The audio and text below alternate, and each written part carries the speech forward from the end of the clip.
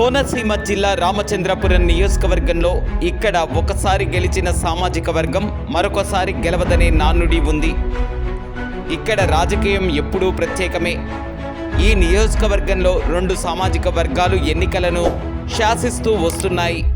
ముఖ్యంగా కాపు సామాజిక వర్గం, శెట్టి బలిజ సామాజిక వర్గం ఎవరిని నిర్ణయించుకుంటే వారు మాత్రమే ఇక్కడ ఎమ్మెల్యేగా గెలుపొందే అవకాశం ఉంటుంది.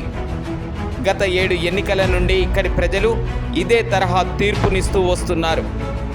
2024 అసెంబ్లీ ఎన్నికల్లో కూటమి అభ్యర్థిగా వాసంశెట్టి సుభాష్ బరిలో ఉండగా వైసీపీ అభ్యర్థిగా పెళ్లి సూర్యప్రకాష్ పోటీ పడుతున్నారు. ఇద్దరు బలమైన నాయకులే కాకుండా సామాజిక పరంగా పేరు ఉన్నవారే. ఇక్కడ కాంగ్రెస్ పార్టీ నుంచి కోట శ్రీనివాసరావు బరిలో ఉన్నప్పటికీ ఆయన ప్రచారంలో పూర్తిగా వెనుకబడి ఉన్నారన్న వాదనలు వినిపిస్తున్నాయి. దీంతో వాసంశెట్టి సుభాష్, పిల్లి సూర్యప్రకాష్ల మధ్య మాత్రమే పోటీ నెలకొంది. ఇప్పటి వరకు రామచంద్రాపురంలో 7 ఎన్నికలు జరగగా కాపులు 4 సార్లు, శెట్టి బలిజలు 3 సార్లు అసెంబ్లీ స్థానాన్ని కైవసం చేసుకున్నారు.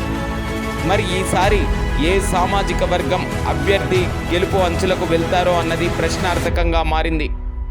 అయితే ప్రజల్లో మంచి పేరు సంపాదించుకున్న వాసంశెట్టి సుభాష్ తన ప్రచారంలో దూసుకుపోతున్నారన్న వాదనలు ఎక్కువగా వినిపిస్తున్నాయి. వైసీపీ నుండి పోటీలో ఉన్న పిల్లి సూర్యప్రకాష్ రాజకీయ పరంగా ఎక్కువగా అనుభవం లేకపోవడంతో తన రాజకీయ వారసత్వం తనకు మేలు చేస్తుందని భావిస్తున్నారు. అయితే రామచంద్రాపురం ఓటర్లు మాత్రం ఒకసారి గెలిపించిన సామాజిక వర్గాన్ని మరొకసారి గెలిపించరన్న వాదనలు ఉన్నాయి. అయితే కూటమి అభ్యర్థి వాసంశెట్టి సుభాష్ పేదల కష్టాలు తెలిసిన వ్యక్తిగా సామాజిక సేవే ధ్యేయంగా ముందుకు వెళ్తుండటంతో రామచంద్రాపురంలో తన సామాజిక వర్గంలోనే కాకుండా ఇతర సామాజిక వర్గాల్లో కూడా మంచి పేరు సంపాదించుకున్నారు.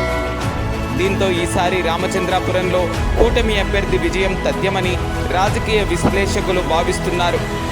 మరి రామచంద్రాపురం ప్రజలు ఎటువంటి నిర్ణయం తీసుకుంటారు? సుభాష్ సామాజిక వర్గమే కాకుండా ఇతర సామాజిక వర్గాలు కూడా ఆయనకు సహకరిస్తాయా అన్నది వేచి చూడాల్సిన ప్రశ్న. రామచంద్రాపురంలో ప్రజానాడి మాత్రం వాసంశెట్టి సుభాష్ మీదే ఉందన్న వాదనలు ఎక్కువగా వినిపిస్తున్నాయి.